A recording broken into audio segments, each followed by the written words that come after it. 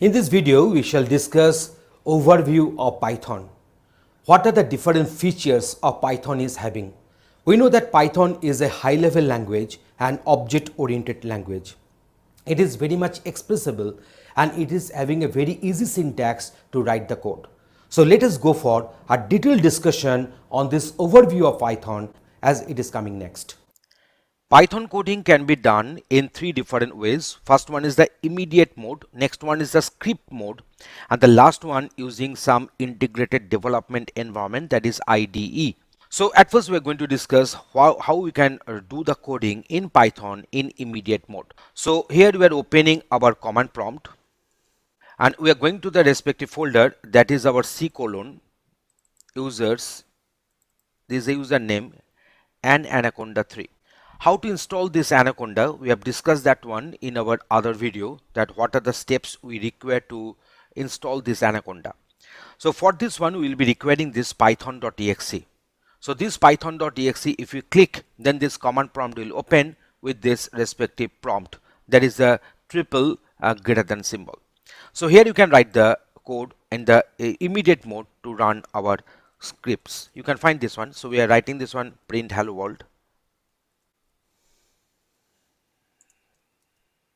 So in this way we can go for this. So a is equal to 100, b is equal to 200, c is equal to a plus b, and then you can go for print c.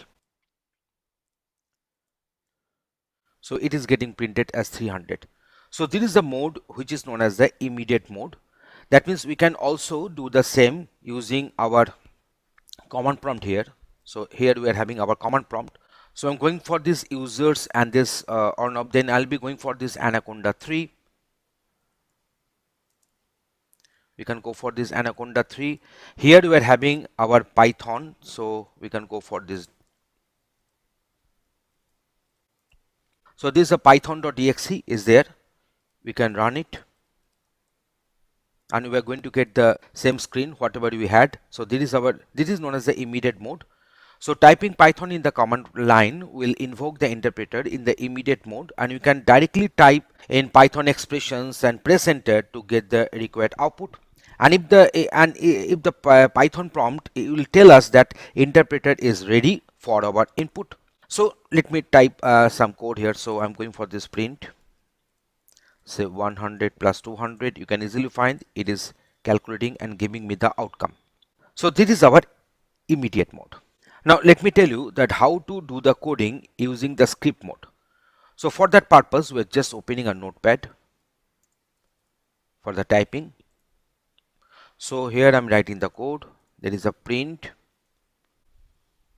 So we have typed this code here and we are saving this one. In the respective folder there is Anaconda 3 and giving the name as say prog1.py. Giving the name as prog1.py. So we are saving this one. So prog1.py is the file name. Now we are coming back to our, I'm getting back my prompt here. So let me check whether the file has got saved here or not. Yes, the file has got saved with the 41 bytes here. So now we can execute this code using Python. So Python will interpret this this program. So we're going for this Python prog1.py. You can see that the program is executing. So this is the mode known as the script mode, where we can type our code, and this mode will be used to execute the Python program written in a file, and then we are executing it using Python and the file name. You can get the output here. So this is the program we wrote. Okay, and there is a respective output we are getting. There is another way to type the code, and that is our integrated development environment. So for that purpose, we are just invoking this Anaconda. So Anaconda Navigator. This is Anaconda Navigator. Now here we are going for this Jupyter Lab. It will open it in a browser. So here we are having, so I shall go for this plus. So going for this Python 3. So you can find that this is our untitled.ipynb. So there is the extension, Here you can write the code. So print, you can execute it. Welcome to the world of programming. In this way, you can go on execution. So you see it has opened into our Chrome browser. So on the default browser, this notepad will get opened. There is a Jupyter Lab. So now we are going for this Jupyter Notebook. We tested with the Jupyter Lab. Now we are going for this Jupyter Notebook. So this is the respective folder structure it is telling. Now we are going for a new Python 3. So here also you can type. You can go for the execution. In this way, also using this Jupyter, we can also go for this typing. So we have tested with the Jupyter Lab and Jupyter Notebook. So two ways we have done. Now let me go for the spider. So I'm using this part. So here you can see that the sessions are coming. So this is a way in which we are typing, and we can go for the execution. You can find that hello world and welcome is getting executed. So there is another way to execute the same. And now you can find that we can go for the run cell. So only this particular line I'm just going for this, and then I'm going for the run cell. You see only the hello world has got executed. So only this welcome has got executed. In this way also you can go for partial execution. Let us suppose we are having variables, say a is equal to 100 and say b is equal to 200. Now we are going for say c is equal to a plus b, and then we are going for this value of c is going to get printed. So the sum of and is. So that is another way to type format. We shall be discussing all these things into details. If you go on executing, we can find that so the sum of 100 and 200 is 300. We're having the variable explorer here. You can see the value of a and b and c will be displayed. You can find that the value of a and b and c are getting displayed. So I'm just making this one as 600, making this one as 500. So now if I go on executing, you can find that the values have got updated. So this is another advantage of this. This is a spider. Also here also you can have the line by line execution. As I told you that if I mark this and if you go for run cell, you are getting only these two lines are getting executed. So that is another fantastic way to execute this Python program. So as we discussed that Python is nothing but one cross-platform programming language, and it executes in Windows, Mac OS, Linux and Unix, and also it can be executed ported to the Java and .NET virtual machines. And nowadays Python is available in some Unix and in Mac pre-installed, but in that case obviously the versions might be the older one, so it is our better choice to install it, the latest version, and explore it according to our requirement. We can explore that one. And now let me discuss some of the different features of this Python. Python is an object-oriented language, which means that it can model real-world objects, and it is also dynamically typed because it carries out type checking at the runtime. So dynamically typing means during the runtime the variable's data type will be decided here.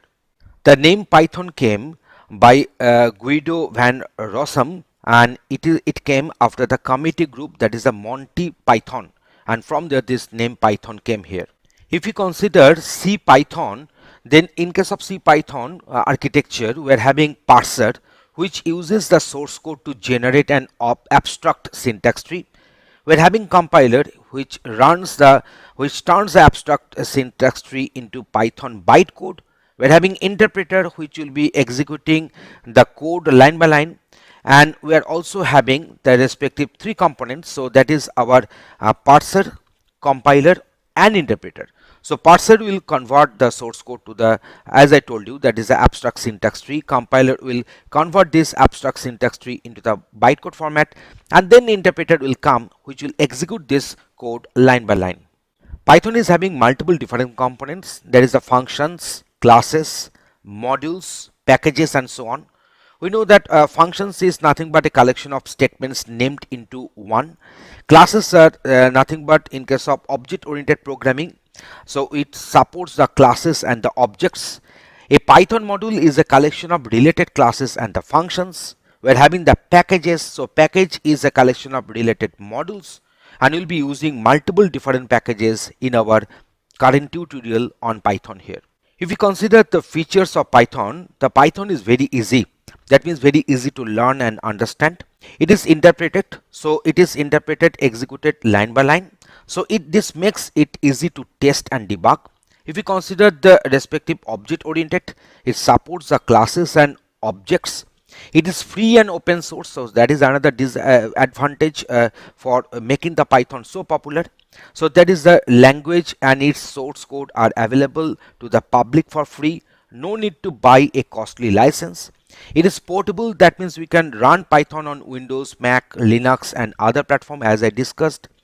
Python supports the GUI programming, that means we can develop a GUI interface for our users, and it is having a large library. That is one of the very important feature of Python, that is the Python provides us with a large standard library, and you can use them to implement a variety of functions.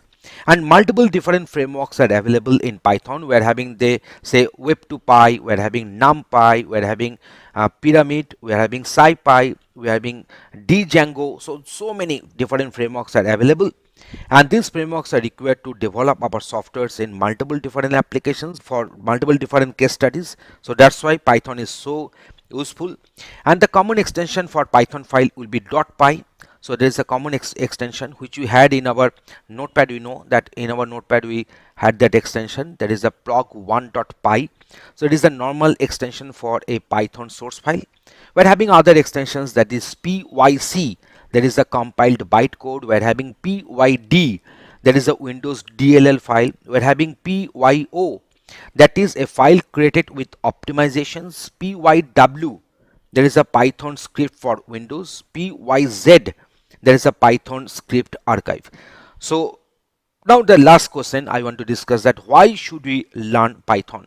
Because using Python we can go for developing a website, develop a game, perform computer vision, do the machine learning, because in our machine learning we're having this Python and the R programming languages, and Python is one of the most popular language in our machine learning and artificial intelligence domain. Enable robotics, perform web scraping, we're having perform data analysis, automate a web browser, performing scripting, perform scientific computations, build the artificial intelligence oriented applications, and so on. So that's why Python is becoming so useful, and we are having multiple different constructs in Python, like our list, we are having tuples, we are having dictionaries, we are having comments and document string, and we are having series, we are having the sets, we are having sequences, and so on. So many things, and we will be covering all these different aspects of Python in our tutorial. So please go through all the videos in the sequence in which they are appearing in the tutorial, and this is our overview on Python. Thanks for watching this video.